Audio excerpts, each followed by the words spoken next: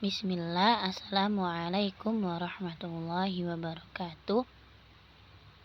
Alhamdulillah, wassalatu wassalamu ala rasulillah wa ala alihi wa ashabihi wa man tabi'ahum bi ihsan ila yaumiddin, amma ba'd. Apa kabarnya anak-anak sekalian? Semoga kalian selalu dalam kesehatan ya, dan dalam perlindungan Allah Subhanahu wa ta'ala. Sudah siap untuk mengikuti pelajaran hari ini? Hari ini kita Senin 13 September 2021 memasuki pekan ke-10. Pelajaran pendidikan agama Islam. Melanjutkan pelajaran kemarin, sekarang bagian B. Belajar adab sebelum menuntut ilmu.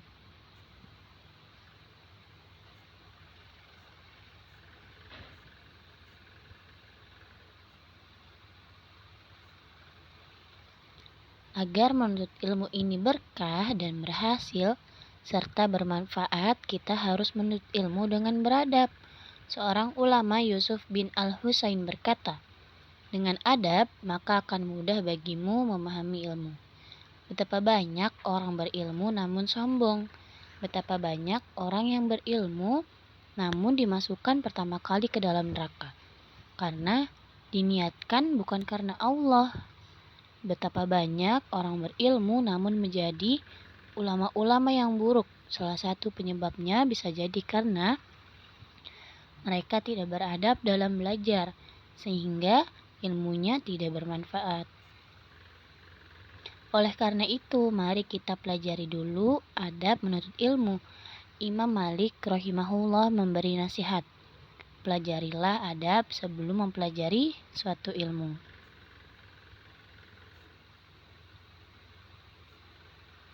Lalu bagian ketiga, adab-adab penuntut ilmu.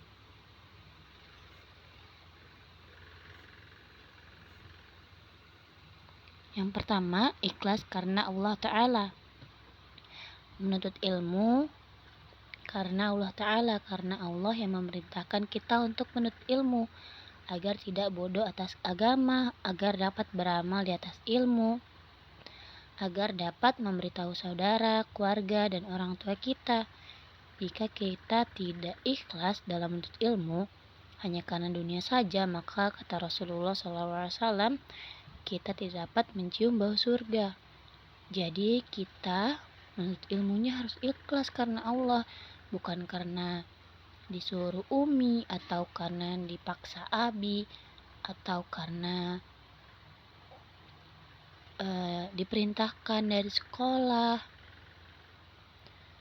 atau karena kita ingin sombong ke teman-teman. Jadi kita harus ikhlas karena Allah Ta'ala.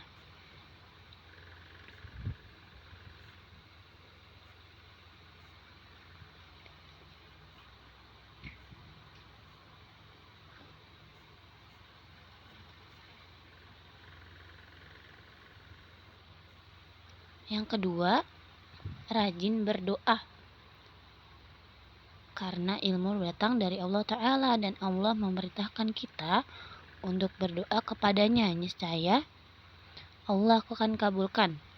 Jadi terus berdoa kepada Allah. Jika bingung, jika tidak paham, jika susah, berdoalah kepada Allah. Niscaya Allah akan mudahkan kita, karena Allah lah yang memberi ilmu kepada kita. Jadi jika kita memiliki kesulitan, susah menghafal, tidak paham pelajaran, maka perbanyaklah doa kepada Allah, karena Allah Maha Penolong.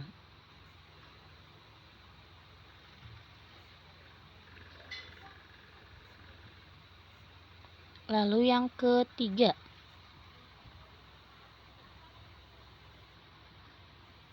bertakwalah kepada Allah Ta'ala. Ilmu agama adalah cahaya yang menerangi manusia, sehingga bisa membedakan mana yang baik dan mana yang buruk, mana kezaliman, mana ketakwaan. Maka Allah Ta'ala tidak akan memberikan cahayanya kepada orang yang bermaksiat, yaitu orang-orang yang meninggalkan perintahnya dan senang berbuat dosa dan kezaliman. Kalau kita tidak memiliki ilmu, kita tidak tahu mana yang baik dan mana yang buruk, mana yang haram dan mana yang halal, mana yang kezoliman dan mana yang ketakwaan. Jadi kita harus berilmu. Setelah itu bertakwa kepada Allah.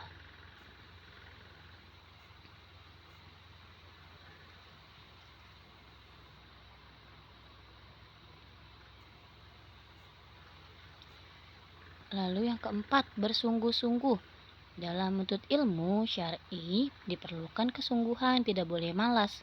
Insya Allah, Allah Ta'ala akan beri kesudahan yang baik bagi orang yang rajin dan tidak malas. Bersungguh-sungguh, menjada wajada. Barang siapa yang bersungguh-sungguh, dia akan dapat atau dia akan berhasil.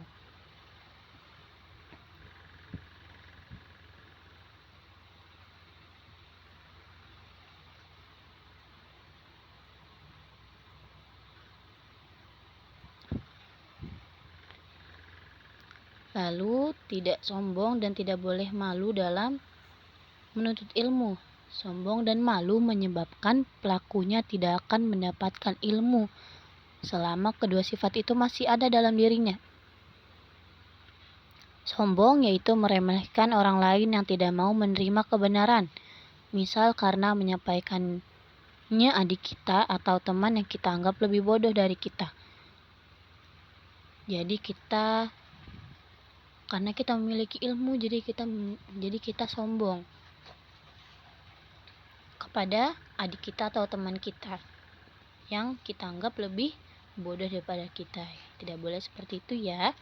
Lalu malu, misalnya kita sudah besar ikut belajar dengan anak kecil, akhirnya tidak mau belajar, akhirnya malah kita tidak belajar. Jadi apapun kondisinya, mau digabung dengan anak kecil ataupun digabung dengan anak yang lebih besar, kita harus tetap semangat, tidak boleh malu.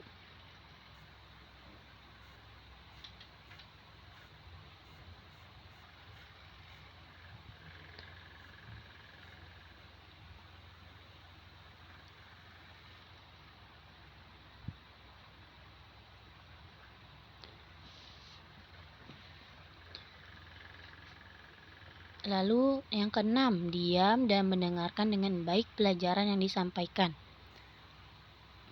Dengarkanlah apa yang disampaikan oleh guru kita sama ustadz atau ustazah. Jangan sibuk bercanda dengan teman. Jangan bermain sendiri atau berbicara dengan temannya. Jangan mau dipengaruhi oleh setan atau teman yang mengajak yang tidak benar. Jadi, ketika ada ustazah atau ustadz yang menyampaikan suatu ilmu, maka dengarkanlah, diam dan dengarkan dengan baik.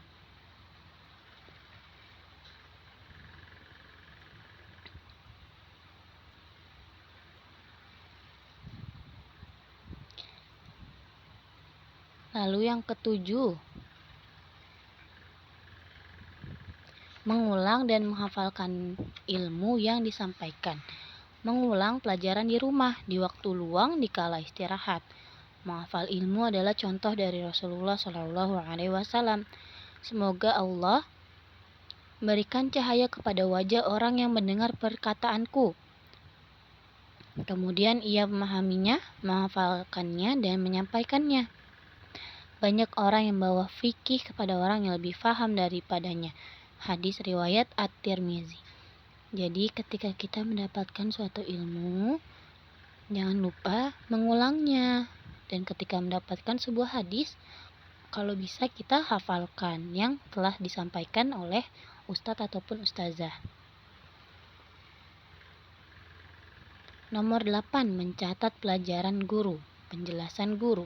Tidak malas mencatat, berusaha menulis dengan rapi. Jika menulis masih lambat, maka bisa meminjam catatan temannya. Jadi ketika ustazah menyampaikan sesuatu yang penting, menyampaikan pelajaran, menyampaikan ilmu, anak-anak ustazah kalau bisa mencatatnya agar tidak lupa, karena ilmu itu akan lebih kuat jika dicatat dan ditulis.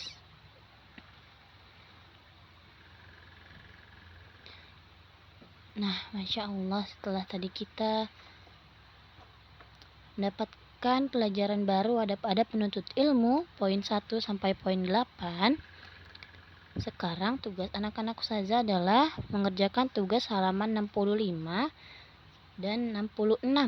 Bagian ayo berlatih 1 dan 2.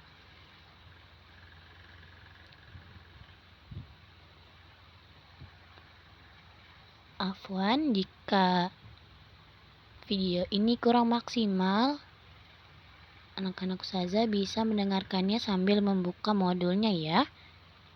Sudah cukupkan. Wassalamualaikum warahmatullahi wabarakatuh. Barakallahu fikum.